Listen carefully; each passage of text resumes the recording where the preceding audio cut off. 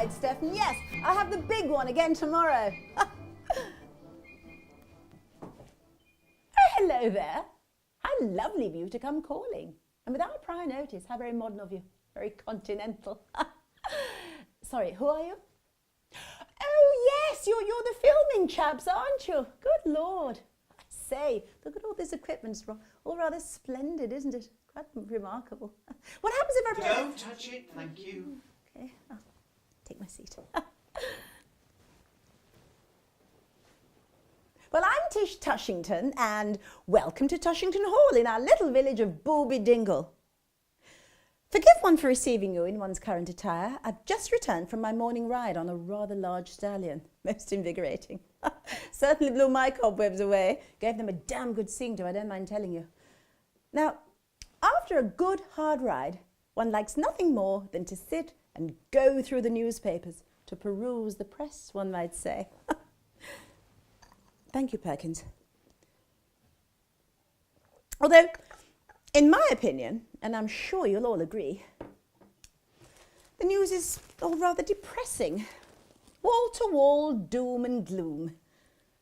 Poor old Theresa May. She really is having a beastly time at the moment. Damn shame, if you ask me.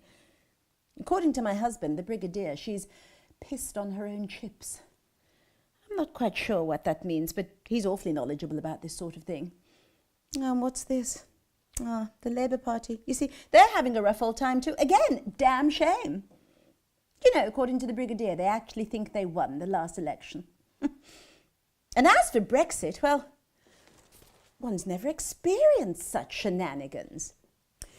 We here in Booby Dingle think the right thing to do would be for all interested parties to stop squabbling, work together, formulate a strategic battle plan, and, as the Brigadier would say, beat Johnny Foreigner at his own game, particularly the French. And as for this £50 billion they're demanding, well, the Brigadier says they can foxtrot Oscar. I'm sure you'll all agree. It's all rather a pickle, isn't it? All those that voted to leave now wish they'd voted to stay, and those that voted to stay might as well have voted to leave because it looks like we're going to stay anyway. According to the Brigadier, the whole country's shitting itself. Do you know, I do feel that his choice of vocabulary somewhat reflects the amount of time he spends lunching with the Duke of Edinburgh. Everything's so frightfully glum at the moment, what with austerity and this rather large chap in America that has everyone quite unsettled. One can't help thinking that things aren't quite the ticket at the moment. We don't seem to be as chipper as we once were. Perkins, I'll have one of those other papers now, if they've been ironed, of course. You iron your papers? Good Lord, no. The Brigadier employs foreign nationals for that sort of thing. Yes, but still, you iron your papers? Yes, don't you? No. Really? You mean you just read them as they are? Well, good heavens. Well, one learns something new every day. Unpressed papers. First sign of austerity, I suppose. How awful for you. What was I saying? Oh, yes. So, I rather think what's needed in the current climate is a bit of the old Dunkirk spirit. You've all seen the film. It's tremendous. We all need to chip in and jolly each other along through these trying times. So I've decided to jolly everyone along by going through the papers and finding nice, pleasant, agreeable bits of news to share with you all. Because there are still nice, pleasant and agreeable things happening in the world. We just don't hear about them as often as we should. Personally, I blame Fiona Bruce for bringing all of this gloom and doom to the airwaves. Here's a piece of jolly news Fiona wouldn't have broadcast to you. Right here in Booby Dingle. Only last week we had our summer fete on the village green. It was an absolute triumph. It was a glorious day, lashings of pims, and the most extraordinary Victoria Sponge competition we've seen for many a year. Of course, my old chum Binky Farlington was quite devastated that it was my cook that was awarded Supreme Champion rather than hers. Cookie only won it by a neck, though. It was all very pleasant. No violence. Just passion for elite sponge. Although, to read the Booby Dingle Herald, you'd think Binky'd won. Binky Farlington lost, and yet she's headline news, whereas poor old Cookie, who won with a far superior sponge, is relegated to page 18 amongst the classifieds, underneath Land Rover Discovery for sale with horsebox, excellent condition, only £36,000. Oh, bargain. I might go and have a look at that.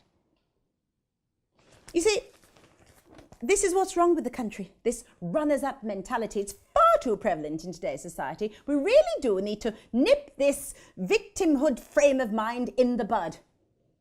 Binky Farlington came second. She was runner-up.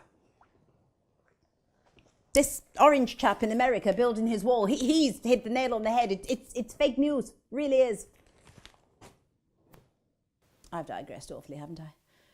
The point I'm making is that the Booby Dingle Summer Fete is the kind of jolly, heartening sort of news I feel it's my patriotic duty to share with you all.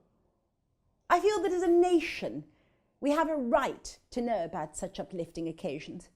We don't all live in London. And whereas news from the capital is important, I'm sure you'll all agree that it is nice from time to time to hear nice, pleasant, jolly news from other regions. Ergo, my decision to air a regular podcast sharing nice, pleasant, jolly news from, well, all over our wonderful United Kingdom.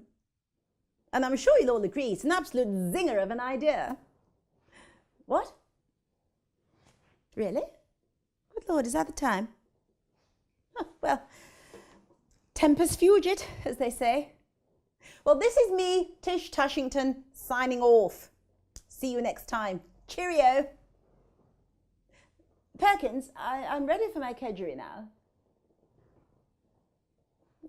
Is it off? Right. I think that went rather well, don't you? The Brigadier's quite right, you know. This broadcasting business is a piece of piss.